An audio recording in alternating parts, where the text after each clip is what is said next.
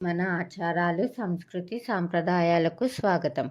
ఆ రోజు కోసం లక్షలాది మంది భక్తులు కళ్ళు కాయలు కాచేలా ఎదురుచూస్తారు. సుదూర తీరాల నుంచి వచ్చిన భక్తులు మండుటెండ మార్చేస్తున్నా, నిలబడి నిలబడి కాలు పీకుతున్నా ఓపికగా, ఆశగా, ఆత్రంగా ఎదురు చూస్తుంటారు. ఆ ఒక్కరోజు మాత్రమే దొరికే స్వామి ప్రత్యేక దర్శనం కోసం మన తెలుగు రాష్ట్రాలతో పాటు పొరుగున ఉన్న ఒరిస్సా, ఛత్తీస్గఢ్ రాష్ట్రాల నుంచి కూడా లక్షలాది మంది భక్తులు తరలి వచ్చే రోజు ఆ రోజే. వైశాఖ శుద్ధ తదియ, అక్షయ తృతీయ. ఆ స్వామి ఉత్తరాంధ్రుల ఆరాధ్య దైవం. ఉత్తరాంధ్రులు సింహాద్రి అప్పడు అని ప్రేమగా పిలుచుకునే సింహాచలం శ్రీ వరాహలక్ష్మి నరసింహస్వామి ఆ ఉత్సవం సంవత్సరంలో ఒకే ఒక్కరోజు జరిగే అద్భుత సన్నివేశం చందనోత్సవం. ఆ రోజు మాత్రమే లభించే స్వామివారి నిజరూప దర్శనం. అసలు సింహాచలం దేవస్థానంలో నిరంతరం స్వామివారిని దర్శించుకునే ఉంటాం కదా, మరి ఆ ఒక్కరోజే దర్శనం లభించడం ఏంటి?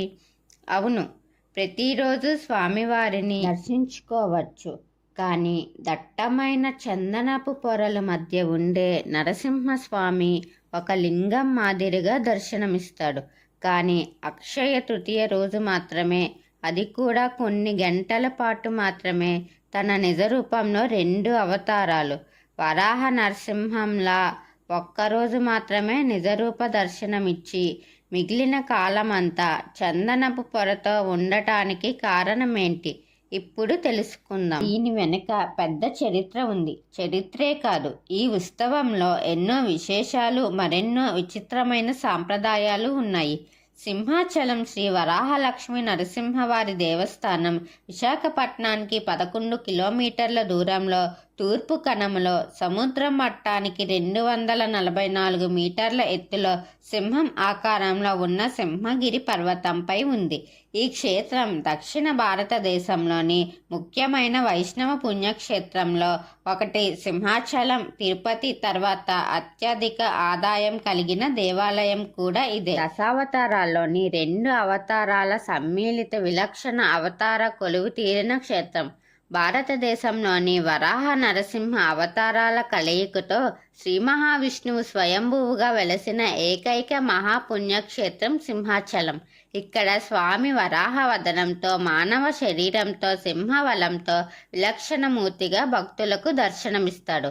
అది మాత్రమే కాదు, స్వామి అంతర్లీనంగా వామనమూర్తి అవతారాన్ని పొంది ఉన్నాడని, అందుకే స్వామి నిజరూపం పురాచగా దర్శనమిస్తుందని చెప్తారు పెద్దలు.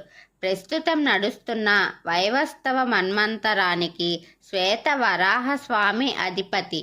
ఇక్కడ నెలకొన్న స్వామి శ్వేత వరాహ స్వామి కాబట్టి ఈ స్వామిని తప్పకుండా దర్శించి తీరాల్సిందే అని క్షేత్ర మహత్యం చెప్తుంది. అసలు చందనోత్సవం చేసుకోవడానికి గల కారణాలేమిటి? తర్వాత వీడియోలో తెలుసుకుందాం. మన ఆచారాలు, సంస్కృతి, సాంప్రదాయాలు వీటి మీద మీకు ఆసక్తిగా ఉంటే నా ఛానల్ని సబ్స్క్రైబ్ చేసి అలాగే పక్కనే ఉన్న బెల్ ఐకాన్ క్లిక్ చేయండి.